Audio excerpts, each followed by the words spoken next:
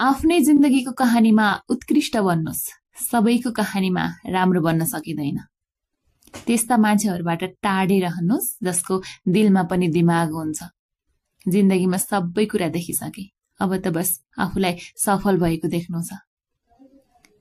आफ्नो पहिचान समुद्र जस्तै राख्नुहोस्, माथिबाट हेर्दा शान्त अनि भित्रबाट तुफान। तपाईको 1% नकारात्मक विचारले 99% सकारात्मक विचारलाई नष्ट गर्न सक्छ, त्यसैले सावधान रहनुहोस्।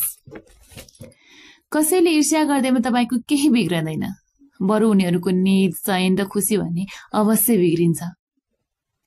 खुट्टामा लागेको चोटले सम्हालिएर हिँड्न सिकाउँछ अनि मनमा लागेको चोटले जीवन जिउन। आफ्नो स्वभाव सदैव सूर्यको जस्तै बनाउनुहोस्, न उसलाई उदाउँदाको घमण्ड छ न अस्ताउँदाको डर। यदि मृत्युपछि पनि बाँचिरहन चाहनुहुन्छ भने एउटा काम अवश्य गर्नुहोस्, पढ्न लायक केही लेख्नुहोस् या लेख्न लायक केही गर्नुहोस्। यदि तपाईँ आफ्नो सोच बदल्न सक्नु भएन भने तपाईको जिन्दगी पनि बदलिनेवाला छैन। जिन्दगी एउटा खेल हो, यसमा तपाईँ खेलाडी बन्ने कि खेलौन यो तपाईकै हातमा हुन्छ। जो बिना मतलब पनि तपाईसँग कुरा गर्न खोज्छ उसलाई सम्हालेर राख्नुहोस्।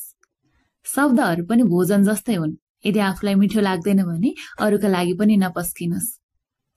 सम्बन्धमा भरोसा राख्नुभयो भने आफै मजबुत बन्दै जानेछ। ठक्कर पनि जरुरी छ जिन्दगीमा, खाएपछि थाहा हुन्छ नि त तपाईँ पत्थरको हो कि सिसाको हो भन्ने कुरा। त्यो हरेक बिहानीलाई स्वागत गर्नुहोस् जसले तपाईलाई फेरि केही गर्ने मौका दिएको छ।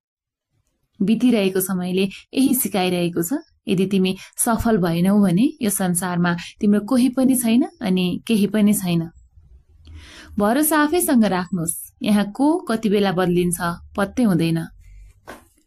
जे भइरहेको छ त्यसलाई हुन दिनुहोस्। तपाईले आफ्नो लागि सोचे भन्दा बढी ईश्वरले तपाईका लागि सोच्नु भएको छ। आफूलाई अरूसँग तुलना गर्न छोडिदिनुहोस्। सूर्य र चन्द्रमा आफ्नै आफ्नै समयमा चम्किन्छन्। बरु किनारै नभेटियोस् ठिकै छ, तर अरूलाई डुबाएर तैरिन कदापि आउँदैन। अचम्म छ है, आँखाहरू तलाउ होइनन् र पनि भरिन्छन्, दिल सिसा होइन र पनि टुक्रिन्छ, अनि मानिस मौसम होइन र पनि बदलिरहन्छन्। हजार चाहने वालाहरू भन्दा एक बुझ्नेवाला निकै महत्वपूर्ण हुन्छ। पराईलाई आफ्नो बनाउन सजिलो छ, तर आफ्नालाई सधैँ आफ्नो बनाइराख्न धेरै कठिन। सम्बन्धहरू पनि चापी जस्तै हुन्, कसैले दिलको ढोका खोलिदिन्छन् त कसैले आँखा। जिन्दगीमा केही पनि खास छैन, जसले आफ्नो अप्ठ्यारो समयमा साथ दिन्छ त्यही खास हो। उसैको अगाडि रुनुहोस् जसले आँसु खस्ताको पीडालाई बुझ्छ। आशीर्वाद उसैसँग माग्नुहोस् जसले आशीर्वाद धेरैबाट दिन सक्छ, र सम्बन्ध उसैसँग राख्नुहोस् जसले सम्बन्धको महत्वलाई बुझेको हुन्छ। सम्बन्ध चाहे जुनसुकै किन नहोस्, पासपोर्ट त एउटै हुन्छ, त्यो हो विश्वास। जसले तपाईलाई बुझ्दै बुझ्दैन उसलाई सधैँ बुझाइ नरहनुहोस्, किनकि समुद्र नुनिलो छ र नुनिलो नै रहनेछ, त्यसमा चिनी नमिसाउनुहोस्। धैर्य राख्नुहोस्, ईश्वरको फैसला तपाईको सपना भन्दा पनि ठूलो हुनेछ। सुन्दरता सस्तो छ तर चरित्र महँगो, घडी त सस्तो छ तर समय निकै महँगो। सुख र दुःख त आफ्नो आफ्नो कर्मको फल हो। धनी र गरिबसँग यसको कुनै पनि लेनदेन हुँदैन। रुनेहरू त महलमा पनि रुन्छन्। यदि किस्मतमा खुसी लेखिएको छ भने झुपडीमा पनि मानिसहरू रमाइरहेका हुन्छन्। कहिलेकाहीँ हाम्रो योजना असफल हुन जान्छ, किनकि भगवानसँग हाम्रो लागि त्यो भन्दा ठूलै योजना भएकाले। संघर्षसँग कहिले पनि डराउनु हुँदैन, किनकि यो पनि एउटा कहानी हो जो सफल भएपछि सबैलाई सुनाउनु छ। औषधिले मात्र दुखाइ कम हुन्छ भन्ने छैन। कसैले आफ्नोपनको मलम लगाइदियो भने घाउ छिट्टै निको हुन्छ।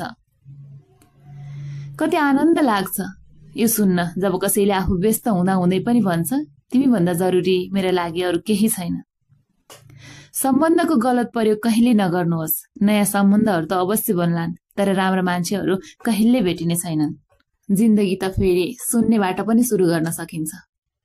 राम्रो कुरा लेख्दैमा शानदार हुँदैन, पढ्नेवाला पनि समझदार हुनु जरुरी हुन्छ। जिन्दगी कहिलेकाहीँ यस्तो मोडमा आइपुग्छ जहाँ मन त धेरै कुराहरू पर्छन्, तर आफूलाई केही चाहिँदैन। राम्रा कुराहरूमा फोकस गर्नुहोस्, किनकि जुन कुरामा तपाईँ फोकस गर्नुहुन्छ त्यही कुरा बढ्दै जान्छ।